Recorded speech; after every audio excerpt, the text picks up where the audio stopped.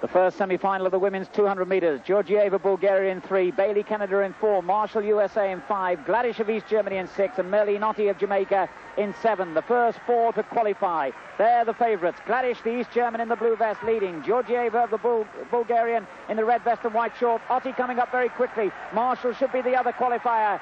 It's Otti from Gladish with Marshall and Georgieva. The time a very good 22.43. Those 4 to the final.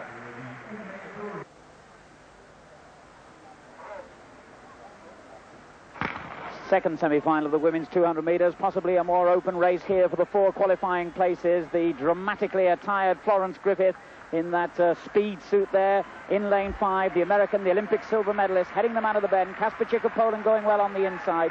Onyali, the 19-year-old Nigerian, closing, and Gwen Torrance and Florence Griffith, the other Americans. But certainly Griffith wins it. Onyali second, Torrance third. 22.38. And here's a lady who is making an impact in more ways than one. For sartorial elegance, she's certainly the winner.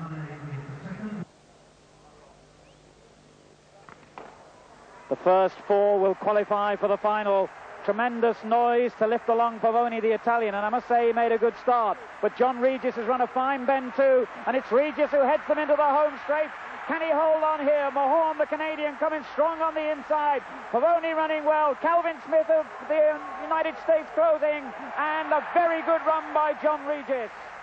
The official time for Regis and for Calvin Smith, 20.54, with Atlee Mahorn and Pavoni also qualifying.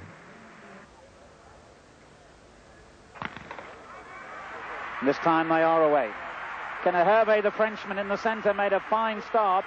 And also going well is Tilly, the Italian, in lane 7.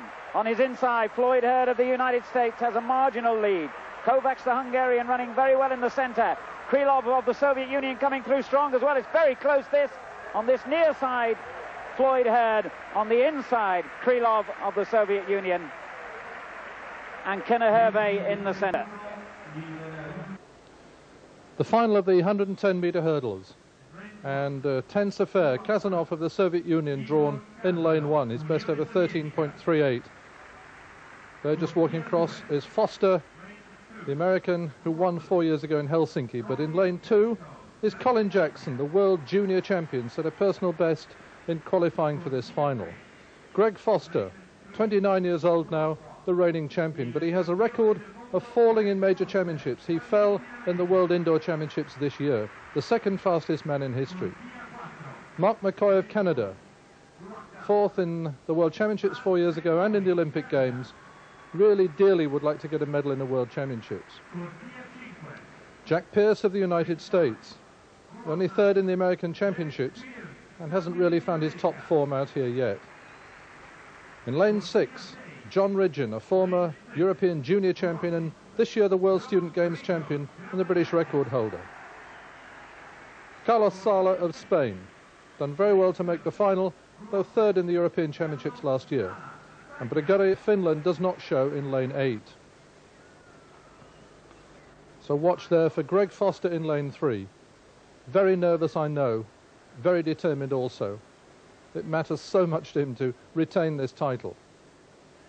Foster in 3 and John Ridgeon in 6. A good start there by Foster. Ridgeon trailing a bit. It's Foster and Jackson and Mark McCoy of Canada in the middle, but McCoy's hitting a couple of hurdles now. Foster comes through. McCoy's out of it. Foster, and on this side, John Ridgeon coming through. So it's going to be Foster to retain his title, 13.21, a hundredth outside his championship record, but he doesn't mind about that. All he cares about is he's won that title back again. He's just grinning all over his face, but looks so tense before it. Really a very, very happy man. In the race for second place, it looked like John Ridgeon of Great Britain. But here at the start, it was a good start by Foster, but Mark McCoy, Canada, in the red in the centre, was going well, but he'd hit this hurdle, and that took him out of it. And Foster then went smoothly away. On this side, Jonathan Ridgeon from Great Britain, only 20 years old, was having a great duel with his friend and teammate, and it's the British runners who get second and third. But watch Foster here, very tall man, 1.92 meters, very fast between the hurdles, good technique, might just dip a little lower. but the determination, the grim look on his face, and then a burst of pleasure as he knows he's done it.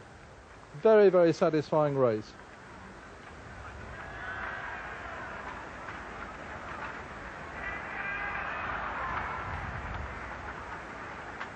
And Greg Foster's winning time 13.21, a British record for John Ridgeon in second, 13.29, ahead of Jackson and Pierce. So to the women's 200-metre final. 3 American girls, but only 1 East German, and it's Pam Marshall, the twice American champion, drawn in lane 1. Difficult for her with her long legs. Eva Kasperczyk of Poland, she was a finalist 4 years ago. 29, perhaps reaching the end of her career. Silke Gladish, the wonderful winner of the 100 metres, currently leading the world rankings in the 200 metres, ranked 4th all time. Tremendous chance here to do the double. Melly Notti, twice a Commonwealth champion, 3rd in the 100 metres. She was 2nd in this event 4 years ago. So often a medalist, rarely a winner. Florence Griffith has shed her supersuit, and she turns out now in lane 5, 2nd in the Olympic Games and back in that kind of form again. Mary Onyali from Nigeria, the youngest in the field at 19, a tremendous talent, 2nd in the World Junior Championships, the African record holder. Nadezhda Georgieva, strong runner, best ever of 22.44. And on the outside, the 3rd of the Americans, the Pan American and World Student Games champion, Gwen Torrance. There's a respectable following wind, 1.6 metres per second. So the lanes to look for must be Silke Gladish of the German Democratic Republic in lane 3, Merlin Otti in lane 4, Florence Griffith of the United States in lane 5.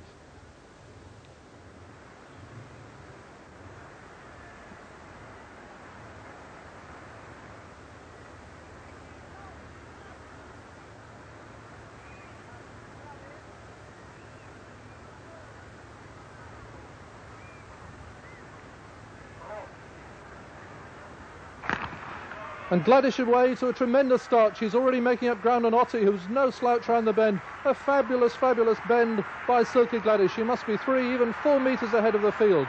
It's Gladish from Otti and Griffith. But this is a superb piece of running. She's looking a little rocky now, but with 60 metres to go, she's bound to win. Gladish wins the terrific battle for second place. Griffith just edges out Otti, with Pam Marshall coming through for 4th. But look at that time, 21.73. It's a new Games record. A brilliant run and a double achieved, the 100 and 200 metre victory, Silke Gladish of the German Democratic Republic. She looked so pleased, and well she might. That was one of the most convincing displays of 200 metre running we've ever seen. And it was won by the brilliant speed with which she came round this bend. She caught up the stagger and went past Otti and Griffith. And as she came into the straight here at the end of the first 100 metres, had about 4 metres to spare. Now she's looking tired. She's lost the fluency in her running, but sheer strength and hours and weeks of training are paying off. It's strength that brings her to the line without losing any real form. Griffith is back to the quality that gave her an Olympic silver medal, and Otti once again has to settle for a bronze. So the winning time, a new record for the championships, 21.74, the 3rd best performance of all time. Griffith, a personal best in 2nd, 21.96, Otti 3rd.